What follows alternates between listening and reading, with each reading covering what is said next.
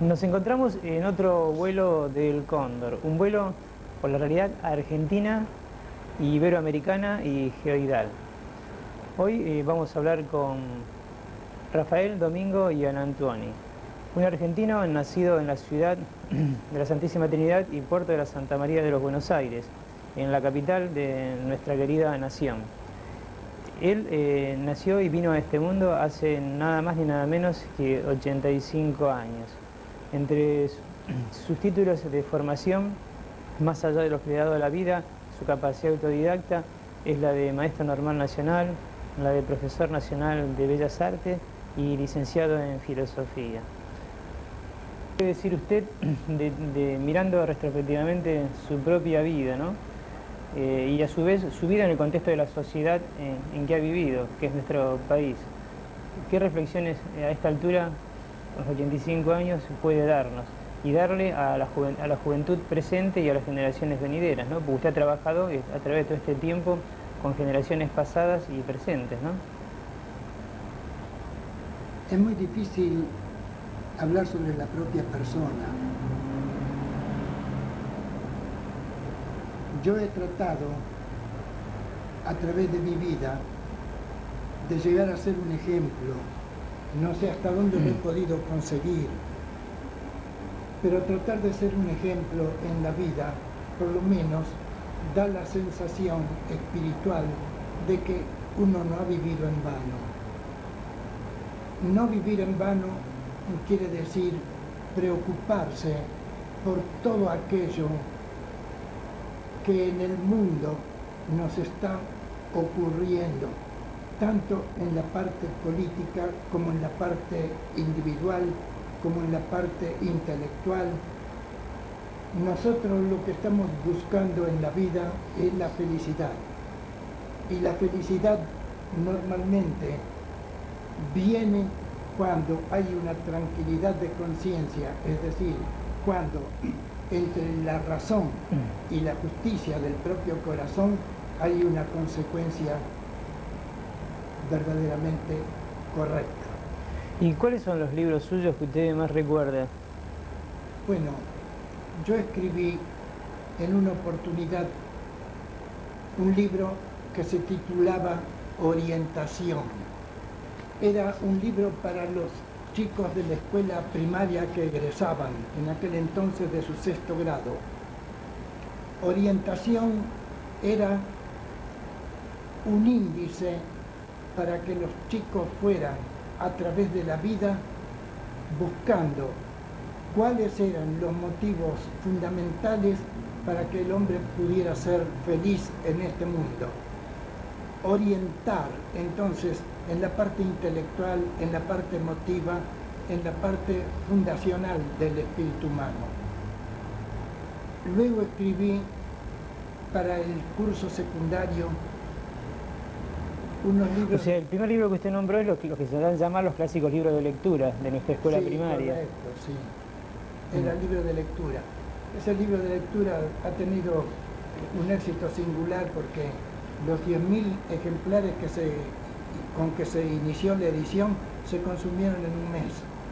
Sí. Y posteriormente me dediqué a escribir para el secundario también en los libros que usted en parte conoce, sí, que son los de cultura ciudadana. Claro, sería el equivalente a las materias de los últimos tiempos llamada educación democrática, instrucción cívica. Correcto. Lo equivalente, porque no es igual, sí, ¿no es cierto? Sí, sí. Era el espíritu de formación de la juventud sobre el espíritu justicialista. Porque cuando yo interpreté que dentro del justicialismo estaba en realidad uno de los motivos fundamentales de la vida, escribí esos libros tratando de inmerger a la juventud dentro de esa teoría, porque me parecía que al propio tiempo que hablaba de cristianismo puro, el cristianismo realmente predicado por Cristo, era lo que llevaba al hombre a un estado de felicidad interior. Y eso es lo que yo pretendía de mis alumnos, los alumnos en el secundario. y en la parte artística también, porque en la parte artística he tenido la oportunidad de ejercer en la Escuela de Bellas Artes Manuel Belgrano. Que está en el barrio de Barracas. Cuando yo ejercí estaba en la calle, sí, estaba aquí en el centro. En el centro. El día 9 de julio, sí. Y hablando de Bellas Artes y de su tránsito por ella, ¿usted qué es lo que hizo dentro de...? Y dentro de Bellas Artes yo ejercí en pintura, en mosaico veneciano. En mosaico veneciano realicé una serie de trabajos para la Catedral de Morón, el frontispicio de la Catedral de Morón, para la iglesia de las Hermanas de Córdoba, para los salesianos en La Boca, que es un tríptico sobre la llegada de los españoles a las tierras americanas, luego el ejercicio de los salesianos dentro de la institución, tratando de llevar a la juventud nuestra hacia los caminos de la purificación. Y en otro de los murales está el patrono, que es San Juan Evangelista, el patrono de la entidad y del colegio. Y hablando de Bellas Artes, nosotros tenemos en nuestras espaldas un trabajo suyo, ¿no? Ah, sí. ¿Y qué nos puede decir de él? Es un trabajo, se titula La Pastora. Es un trabajo decorativo. Es una pastora del noroeste argentino, de las zonas serranas. Ahora, es interesante que le consigne también que entre los trabajos en mosaico veneciano... ¿Esto es mosaico veneciano? Esto es lo que sí, mosaico ¿Y de veneciano. qué año fue hecho? Bueno, no figura el año así, no. Porque yo suelo no poner... Pienso que las obras del artista tienen que tener la edad del artista, ¿no? Quería mencionarle que en mosaico veneciano tengo también en la iglesia de las Hermanas, en la calle Mario Bravo 560. En el barrio de Almagro es esto. Barrio de Almagro. Las estaciones del Vía Crucis realizadas en mosaico veneciano en 1 metro por 90. No, pero ¿por qué en vez de 14 figuran 15? ¿Y cómo es eso? ¿Por qué no nos... Sí, ocurre que las estaciones del Vía Crucis son 14. Comienza con el juicio de Cristo y termina con Cristo en la tumba. Cuando yo terminé el trabajo y fue colocado en la iglesia, le dije a la superiora, ¿no le parece que es demasiado deprimente que un cristiano inicie esta trayectoria de Cristo, comenzando por un juicio injusto, terminando en la tumba? ¿No le parece que es demasiado deprimente? Y me dice, sí, realmente, pero es el Vía Crucis, es el camino de la cruz. Dije, pero el camino de la cruz termina con la resurrección de Cristo. Y la resurrección de Cristo tiene que valer para el cristiano, porque detrás de toda la crisis que tenemos nosotros en la vida, detrás de este crucificado que está el cristiano en la vida en forma casi permanente a través de 50.000 circunstancias, es conveniente también tener la reflexión de que detrás de tanto sufrimiento y de tanta cruz hay una reivindicación, hay un resurgimiento, hay un resucitar. Y ¿no le parece oportuno que se ponga también la imagen de Cristo resucitado para alentar el espíritu de los cristianos? Me dice, ¿sabe que es una feliz idea? Lo vamos a hacer. Y efectivamente me encargó que hiciera la 15ª estación, que la colocaron en el presbiterio de la iglesia. ¿Qué tamaño tiene ese 15? También es de 1 metro por 80. Como todos los otros. Usted habló de sus afanes cristianos de vida, de sus actitudes justicialistas y todo lo que fue una época en el país. ¿Usted cree que en este momento a nivel gubernamental, que se habla tanto de cristianismo, o a veces el presidente habla de que Dios los bendiga como si fuera un Padre eterno, santo él, ¿no es cierto? Esa actitud que no es compartida por la inmensa mayoría de los argentinos, no solamente por él y los que lo siguen. O a su vez que él trata de confundir a la gente diciendo que lo que él hace es peronismo y para otros es menemismo. Usted que vivió aquella época, que está aferrado a esos valores, y que conoce las necesidades de la gente de aquel momento y de este momento. ¿Cómo ve la situación actual? Es un poco difícil hablar de la situación actual cuando uno tiene ideas claras acerca de lo que ocurrió en nuestro país en la época de Perón. Perón significó para la Argentina un auténtico surgimiento. Perón representó la reivindicación del espíritu nacional. Perón, con la tercera posición, creó el lugar que el mundo necesitaba para su propia reivindicación. Cuando se hablaba de justicialismo, se creaba una posición distinta totalmente a lo que fue el liberalismo y a lo que era el comunismo. El liberalismo lo que buscaba era el surgimiento de una pequeña clase dominante, mientras la gran mayoría popular quedaba sumergida. El comunismo, reivindicando a esta clase despreciada, llegó al poder, pero el poder que ejercía era tan brutal que se perdía el sentido humano de la vida. Y Perón lo que rescata en esto, con el justicialismo, es poner lo que en realidad viene como significación desde el principio del orden mundial. Porque cuando uno piensa que Dios creó al hombre y lo creó dándole la razón para distinguirlo de todos los seres del universo, Dios le da la razón para que el hombre, a su vez, a través de la razón, aplique la justicia.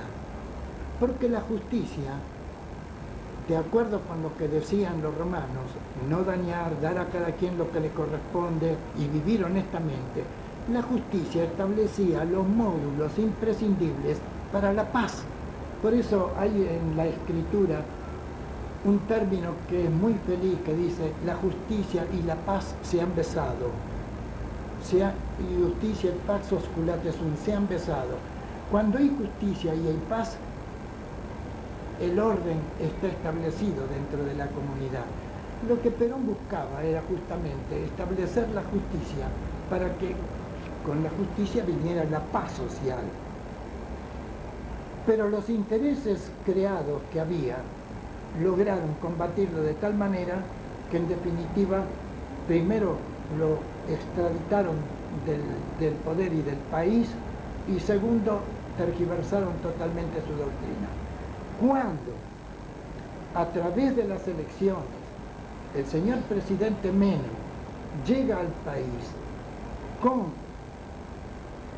el programa que se había postulado como preparación, es decir, la reivindicación del peronismo, la gente votó esa reivindicación y creyó en la palabra de Menem.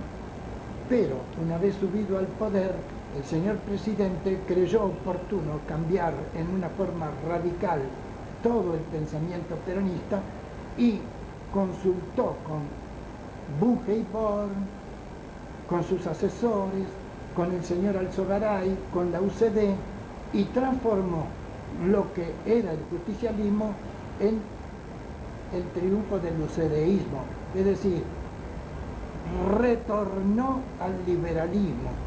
Y este liberalismo es el que está celebrando hoy todo el mundo cuando homenajea al señor presidente, a los ministros nuestros, y cuando en el exterior se oyen grandes alabanzas para el gobierno, mientras el país, con 4 millones de desocupados y subocupados, está pasando verdaderamente la decaída. Claro, ¿y qué tiene de razón y justicia este sistema de gobierno?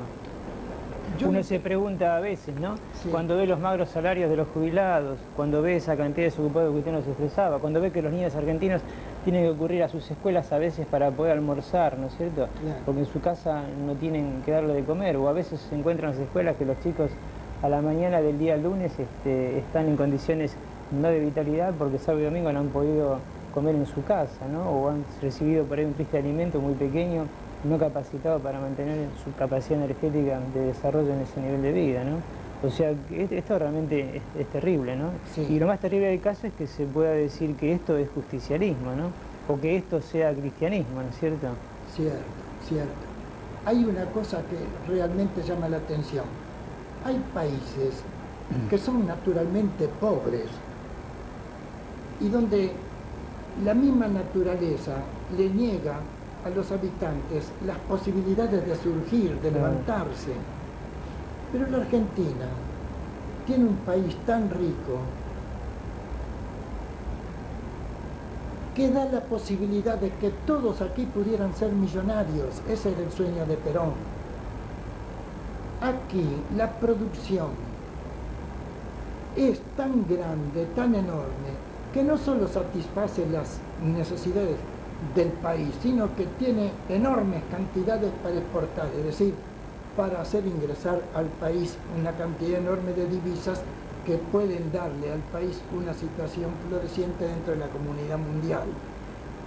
¿Qué ocurre? Que en lugar de estar sucediendo lo que tiene que suceder, que toda la gente utilice y goce esos beneficios que la tierra da, lo están usufructuando exclusivamente un núcleo seleccionado de personas que realmente no están convalidando como corresponde el sentido humano que debe tener la convivencia en nuestro país. ¿Y con qué palabra definiría la actitud esta de que teniendo todo para poder todo el mundo manejarse con lo necesario y suficiente para la vida en nuestro país, no esté pasando? A mi juicio, no quisiera emitir juicio porque siempre el juicio es una cosa que verdaderamente uno, por lo menos en mi condición, no quisiera emitir, pero en lo que vulgarmente se cree es que hay dentro del país un sentido de traición al sentido nacional. Se ha traicionado a la nacionalidad porque se han tergiversado los auténticos valores de la argentinidad, los auténticos valores del ser humano argentino, que tenía un espíritu amplio, generoso, capaz de expandirse en el mundo, capaz de darle al mundo con sus ideas una orientación totalmente distinta de la que ha tenido hasta el presente con esta división en comunismo y liberalismo. Ahora, y etimológicamente, ¿cuál es el concepto de la palabra delito para usted? Delito. Sí.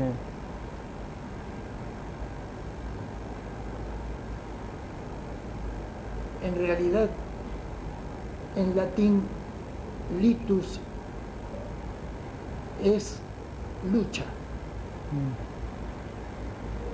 El delito es algo que va contra la lucha de la justicia. Toda la lucha humana se va alrededor de la justicia. Cuando se viola esa circunstancia, entonces viene el delito, delitus. ¿Y la traición es una violación de eso que usted está expresando? Y la traición, desde luego, es un delito. Hay la parte, digamos, que yo considero realmente delito económico, es el haber transformado al país de lo que era a lo que es. Delito económico porque se han violado las leyes justicialistas de la relación humana económica y se ha caído en el liberalismo. Hay un delito económico en la violación del sentido justicialista. Eso aplicado en justicialista, porque realmente si una persona se dice justicialista, lo menos que tiene que hacer es aplicar esa ideología como corresponde, ¿no? Esa filosofía como corresponde. Entonces aquel que no la aplica está delinquiendo contra la propia filosofía, ¿no? Lógico. O sea, porque se disfraza de un concepto y en realidad reivindica otro, ¿no? Justamente lo que se critica en esto es la violación intelectual que hay cuando se justifica como peronismo a algo que es la antonimia del peronismo. Porque yo interpreto que dentro de la honestidad, como decía la tercera regla de los romanos, honeste vivere, dentro de la honestidad está en que si uno quiere cambiar las reglas de juego, lo primero que tiene que hacer es manifestar públicamente: señores, estamos en esta circunstancia y es conveniente modificar esto porque no nos conviene, no está bien, no es lo justo, no es lo correcto. Entonces cambiamos de esta circunstancia a esta otra circunstancia. Claro, sería una adaptación eso. Sería una adaptación eso. Una modificación puede ser una modificación sustancial Ahora, diciendo pero lo honesto está en manifestarla antes de hacerla. Claro.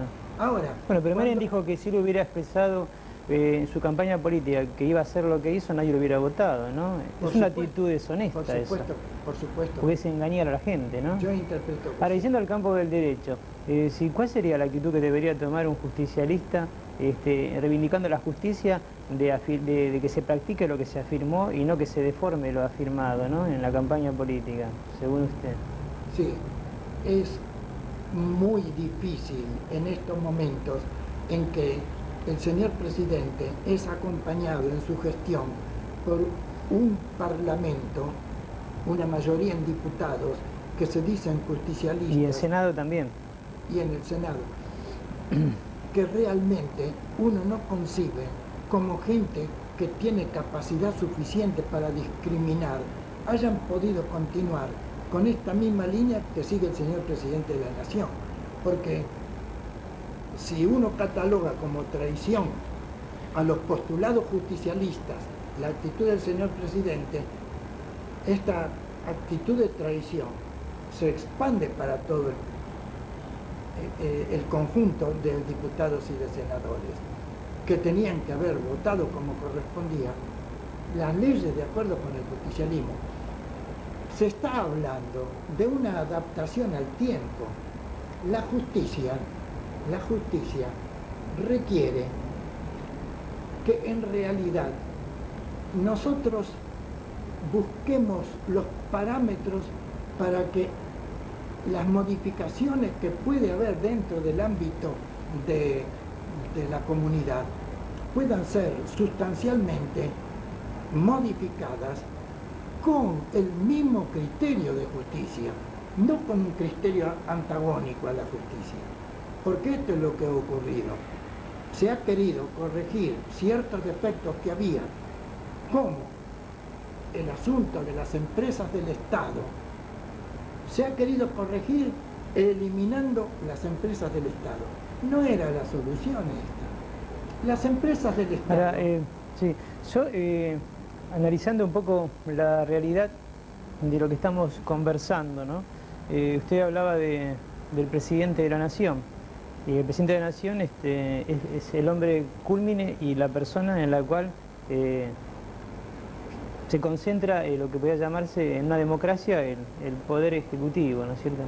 Después habló de todo un contexto parlamentario donde supuestamente el Parlamento debería ser un poder independiente en un esquema democrático, ¿no es cierto? Independiente no porque no piensen lo mismo, porque pueden pensar exactamente lo mismo o exactamente lo contrario del presidente de la Nación, si es democracia de sistema. Sí. Entonces, si se habla de un Parlamento que en cierta medida es obsecuente en cuanto a un criterio de seguimiento de los mismos pensamientos, ¿no? Es decir, también, bueno, yo le planteaba a usted qué pasa con el tema judicial, bueno, y en cierta medida también se está observando que la justicia tampoco mantiene una independencia, ¿no? Sí. Ahora, yo creo que si hablamos de democracia y los clásicos tres poderes que dicen que la democracia tienen, que al juicio del justicialismo no alcanzan para que eso sea una democracia, sino que el Ejecutivo, el Legislativo y el Judicial son un aspecto más de la democracia, al que hay que agregarle otra serie de elementos más para poder hacer que esa democracia sea más representativa y además más participativa, ¿no? Fundamentalmente esta democracia es representativa pero no es participativa. Entonces, es decir, acá nos cabría hacernos una pregunta, si realmente esto es o no democracia. Democracia, en realidad, es una palabra que se presta para muchas interpretaciones. yo interpreto que si Dios le ha dado al hombre la razón, es para que la utilice. Y en el gobierno, cuando uno establece la razón, si busca la democracia, es decir, el gobierno del pueblo, tiene que añadirle a ese concepto de gobierno del pueblo la racionalidad, que es lo que realmente justifica al hombre. Entonces, me parece a mí que el auténtico adjetivo que tiene que tener la democracia es la democracia racional. Democracia racional que responde a la razón como don de Dios y a la justicia como obra del hombre.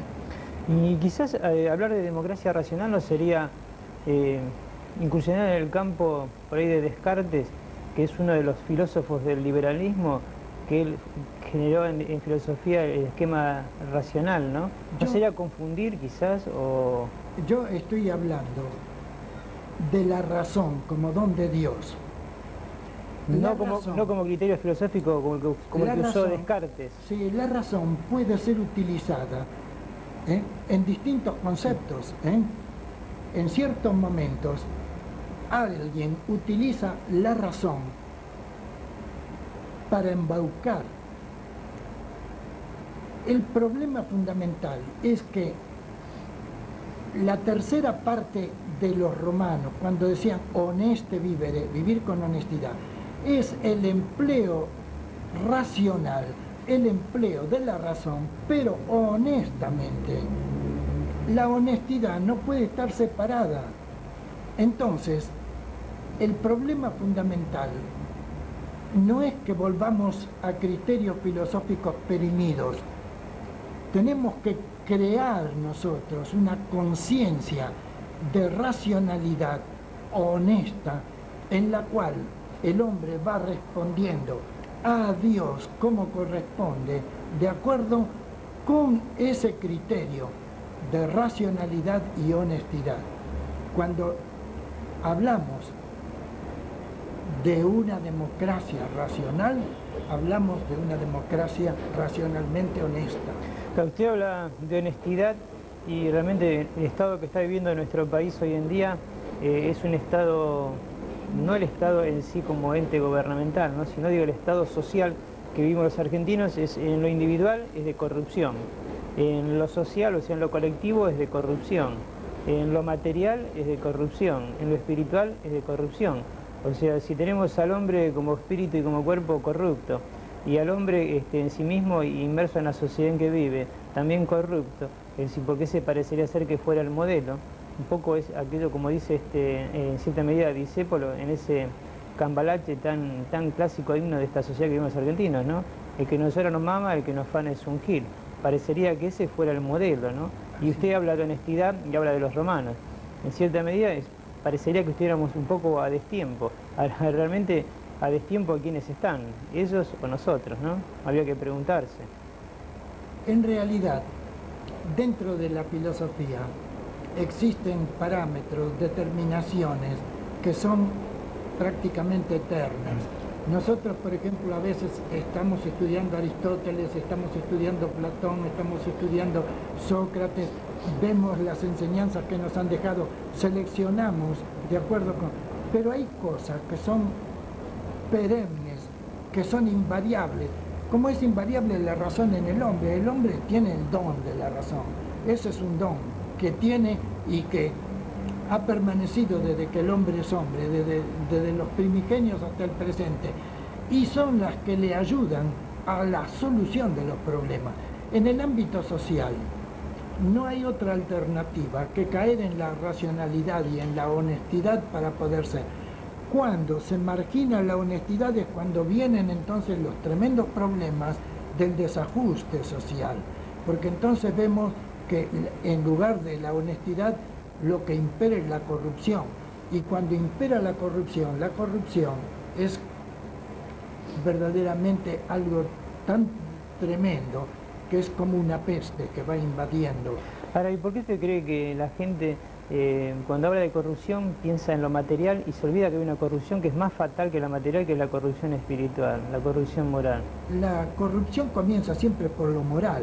Pero la gente cree que es lo contrario, ¿no? La corrupción comienza por lo moral y culmina en lo material, porque cuando la persona ha perdido el sentido moral, entonces no le importa robar, no le importa apropiarse de lo ajeno, no le importa oprimir al prójimo, porque la parte moral ya la marginó. Entonces siempre que hay un proceso de corrupción es por el interior del ser humano. Después se traslada la corrupción a la obra, porque los latinos decían operaris sequitur esse, el operar sigue al ser. Operar sigue al ser. El que opera, claro, el ser es la causa y la operación porque ya es corrupto. Claro, es la consecuencia. Es consecuencia. Claro, sí. Claro, cuando nosotros analizamos esta realidad cotidiana, la de todos los días, lo podemos hacer de distintas maneras, ¿no? Una manera es hacerlo a la luz de lo que estamos acá analizando y discutiendo, y de lo que estamos en cierta medida pregonando, ¿no? Y Antonio nos hablaba al comienzo de que quería hacer un ejemplo, pero también vemos que esta sociedad corrupta en lo espiritual, como causa de la corrupción material, vemos que tiene otros modelos, otros paradigmas, ¿no? Y que a veces el ejemplo que también ellos buscan nada tiene que ver con estos conceptos de la vida que nosotros estamos hoy acá observando, porque parecería ser que el ejemplo fueran los líderes, aplicando una palabra inglesa, ¿no? O en castellano, los conductores de determinados espacios de la sociedad, sean estos deportistas, cantantes. Por lo general siempre se elige hombres de factores no tan fundamentales, porque hoy en día el filósofo no es un modelo para esta sociedad, lo es para la nuestra. Si mejor dicho, no es para la sociedad que se quiere imponer, lo son los supuestos aulladores bienvenidos y llamados cantantes. Y si se drogan, mejor todavía, ¿no es cierto? Entonces también lo son los deportistas que hoy han pasado más allá del marco de la práctica de algo que sirva a la recreación física y espiritual del hombre para transformarse en vedette artísticas en planos que nada tienen que ver con la ética humana. Bueno, hablamos de dos campos, pero en cierta medida nosotros cuando analizamos todo esto vemos que la corrupción ha llegado al alma básica del hombre, es decir, a la destrucción, y que además cuando hay un hombre destruido se lo transforma en conductor, en líder de su propio espacio, y además se lo quiere imponer como modelo. Y esto es un poco un contrasentido que nada tiene que ver con la trayectoria que ha tenido durante siglos desde que nuestra patria fue formada por España. Esa noble misionera de la humanidad que en sentido geopolítico ha generado toda esta cristiandad acá en lo que es Iberoamérica, y también que ha llevado esa cristiandad a otros continentes del mundo como África y Asia, a su vez que también ha salvado a Europa a través de la Contrarreforma, o sea, a través del Renacimiento católico, que nada tiene que ver con el Renacimiento pagano y ateo, que a veces se nos muestra ese y se nos olvida pensar que también existió el otro. El sistema es inteligente, actúa muy bien, nos va mostrando lo que a ellos les conviene y nos va ocultando lo que a ellos les afecta. Lo importante es que nosotros acá tratamos en cierta medida de ver qué es lo que afecta al hombre, a la familia y a la sociedad, y queremos que no se lo confunda más. Por eso, esta es una era de confusiones, ¿no? Donde realmente si al hombre se le pretende dar malos ejemplos y decir que son buenos ejemplos, se le dice que no hay que seguir a los buenos ejemplos y sí hay que seguir a los malos ejemplos, ¿no es cierto? Hay todo un eufemismo y una dialéctica muy perversa en el lenguaje, donde realmente nos llevan a poder cambiar los valores o a vaciarnos culturalmente, ¿no? Si usted hablaba de la razón y la justicia, ¿cómo hay que hacer para imponerla, no de acuerdo a su criterio? Bueno, imponer la razón y la justicia es un trabajo docente, no hay alternativa. Hay que predicar, hay que aleccionar, hay que abrirle los ojos a la gente, hay que hacerles ver que aquello que se les está mostrando es pernicioso. Un modelo que aparece en la televisión como un triunfador, que es un drogadicto, es un pésimo ejemplo para todos los muchachos porque creen que en la drogadicción puede estar el éxito futuro de su personalidad. Entonces, cuando se tergiversan los valores, cuando no se da lo que se tiene que dar, cuando no se enseña lo que se tiene que enseñar, entonces es cuando viene la deflación espiritual, cuando vienen estas. Estamos en presencia de una cantidad de individuos que sabemos fatalmente drogados, aparecen a veces, y son los ejemplos, son los paradigmas, son los que se muestran permanentemente en la televisión, y los muchachos lo que ven, observan y asimilan para su vida. Estos son los triunfadores. En definitiva, uno no puede negar que el hombre en sí mismo... Como usted hablaba de triunfadores, y yo recuerdo que Perón hablaba de grandes militares en su libro Apuntes de Historia Militar, y también lo hizo en su vida política, ¿no? Y hablaba de que había triunfadores a lo Pirró, ¿no? Un poco estos modelos son eso, ¿no? Sí, desde luego, sí. Sí. O sea, ganar y dejar todo en el triunfo, ¿no? En última instancia es la derrota de uno mismo, o sea, ¿qué se ganaba? Sí, en realidad, cuando uno comienza a analizar el tema ve la profundidad a que se ha llegado dentro de nuestra propia sociedad, a una perversión tal que hoy en día no llama la atención. Cuando un proceso de perversión dejó de incitar a la gente en su contra, estamos en plena decadencia. ¿Será porque el hombre empezó a perder la capacidad de asombro o han hecho posible que no la tenga? La capacidad de asombro se pierde. El hombre siempre se asombra ante la magnitud de la naturaleza, ante los misterios que lo rodean.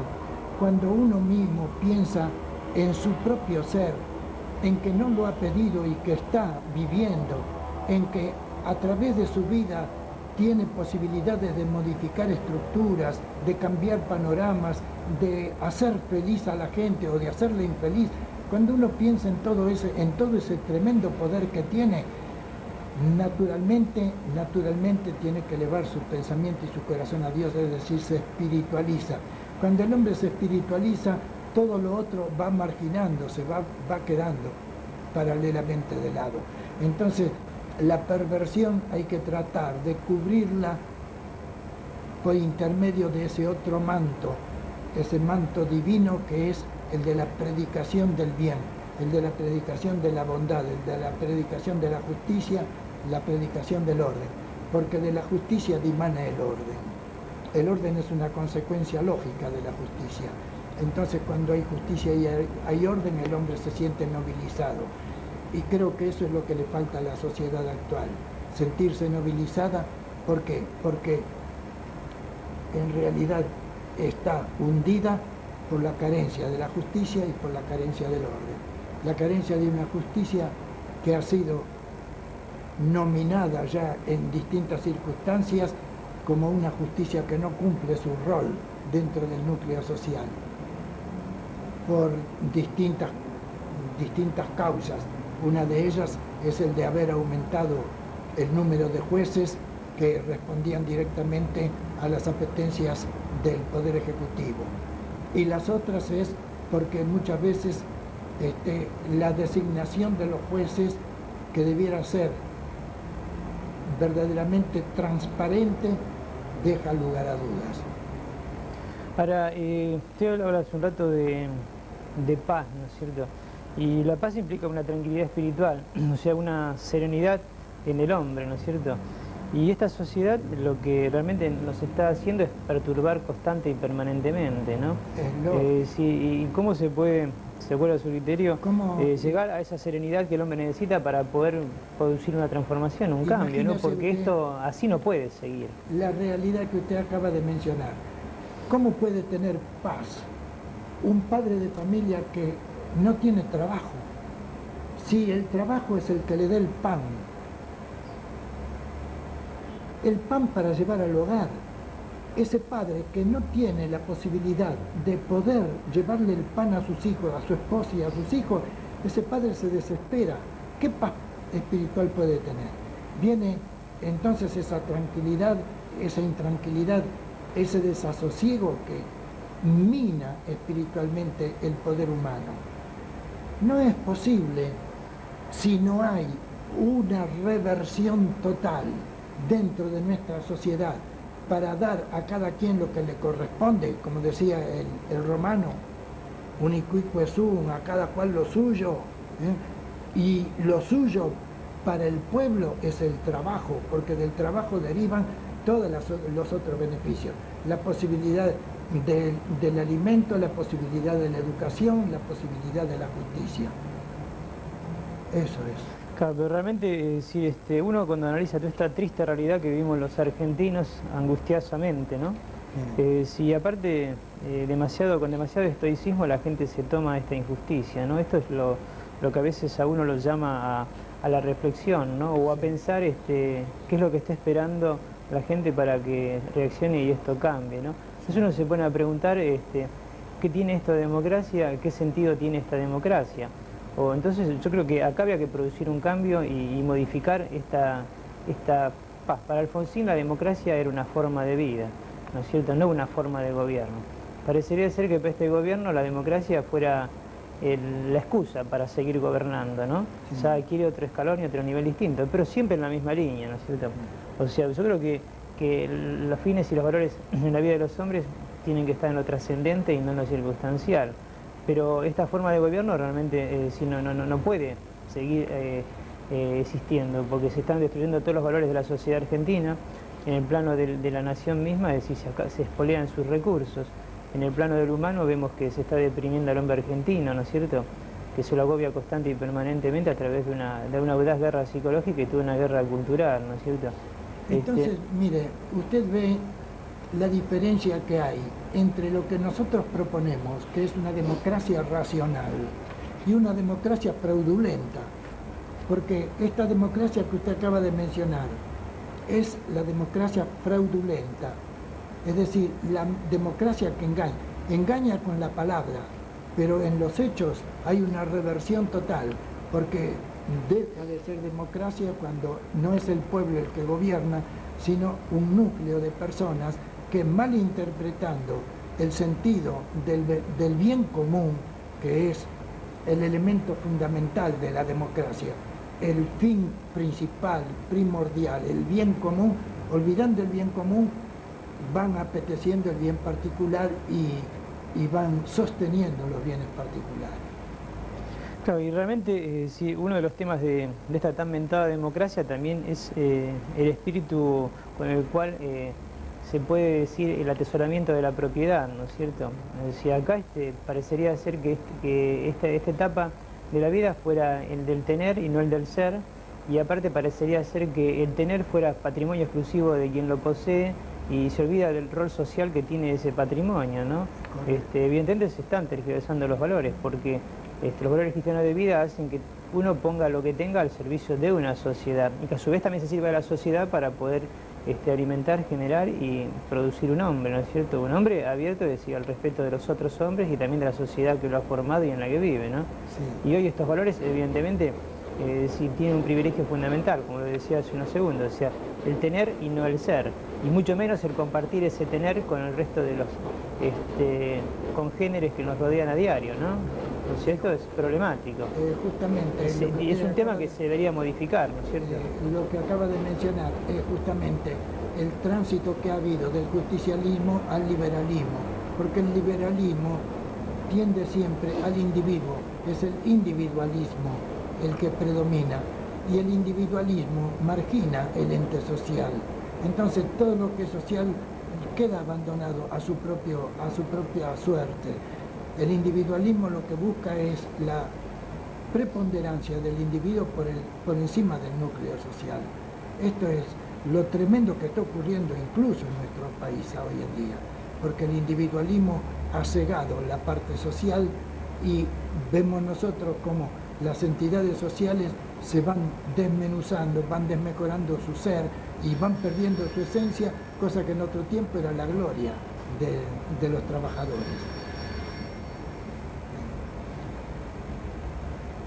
De democracia, y para diferenciar la democracia liberal o marxista de la democracia justicialista, decía que tenía que ser representativa y participativa.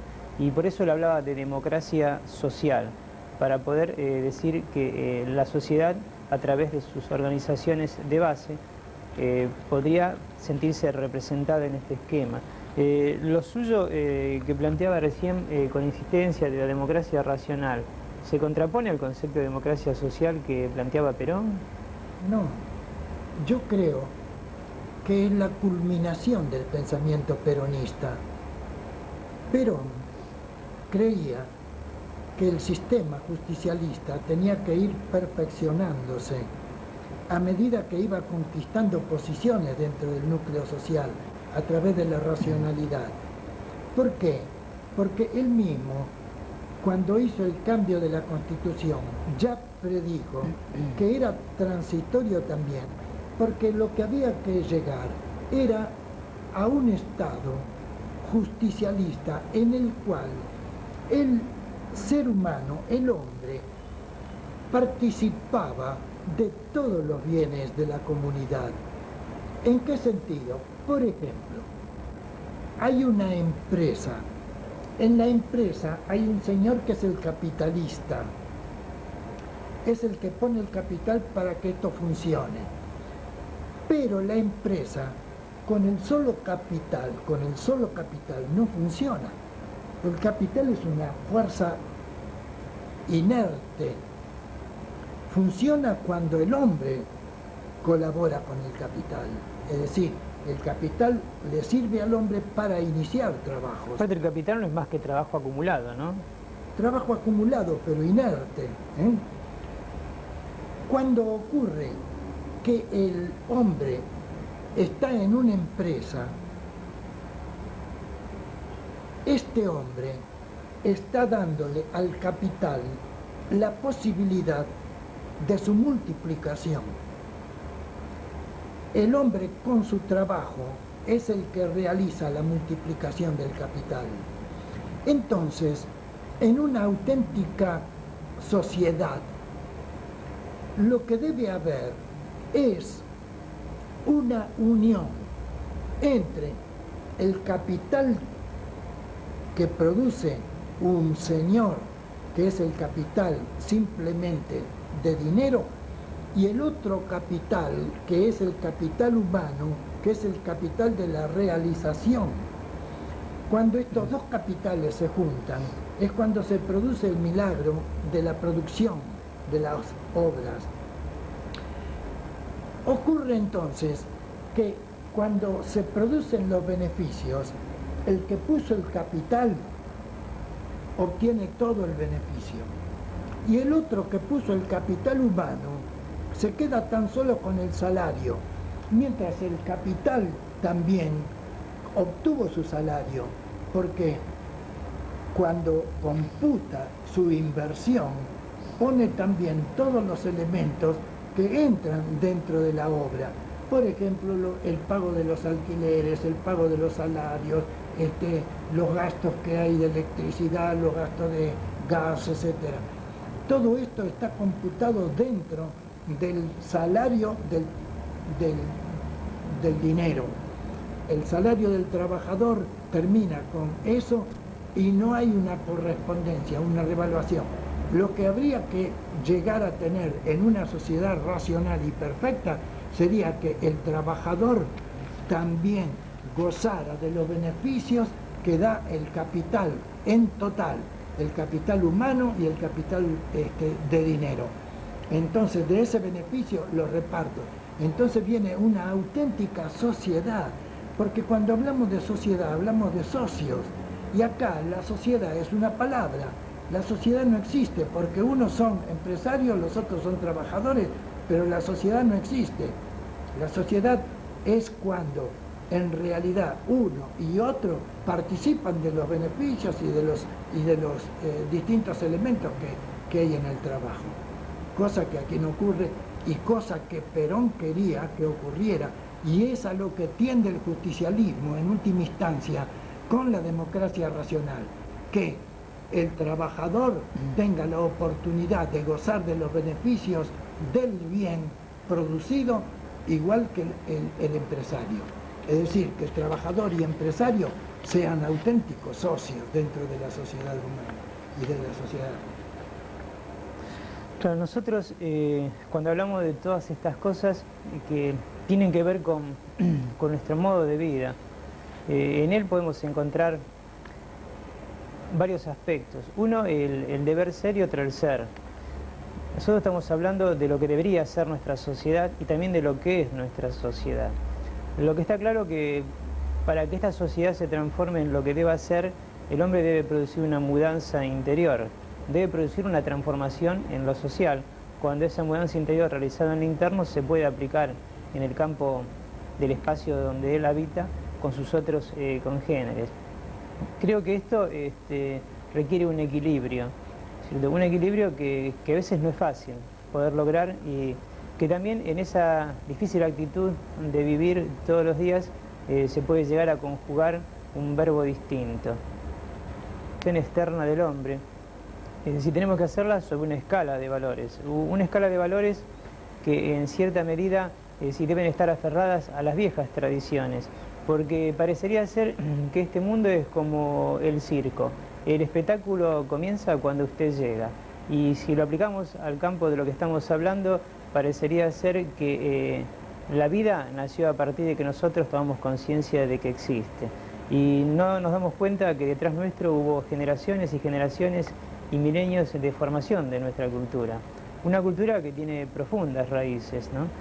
También Virginia Antoni nos hablaba de una democracia perfecta. Nosotros creo que debíamos aplicarle más que perfecta a la perfectibilidad, porque el hombre constante y permanentemente tiene que ir evolucionando y justamente si la perfección significaría el punto final, lo acabado.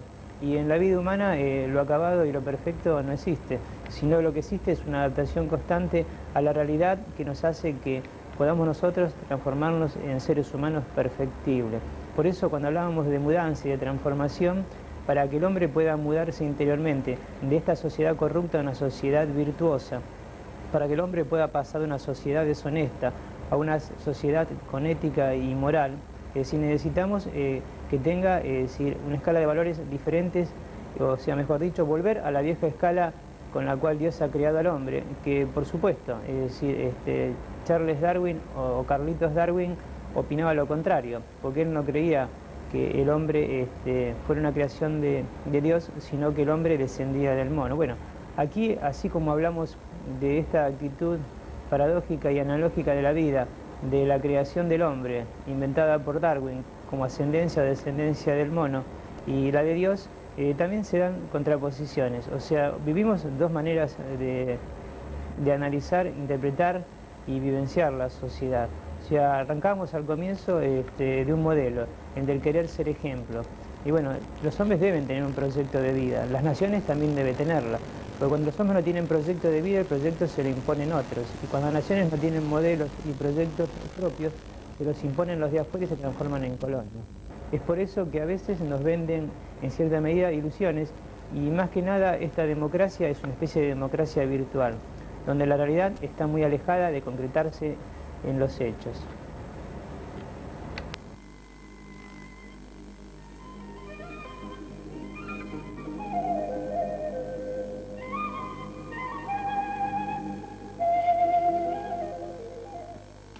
Hemos hablado del desarrollo de una comunidad organizada, con un criterio nacional, humanista, social, revolucionario y cristiano.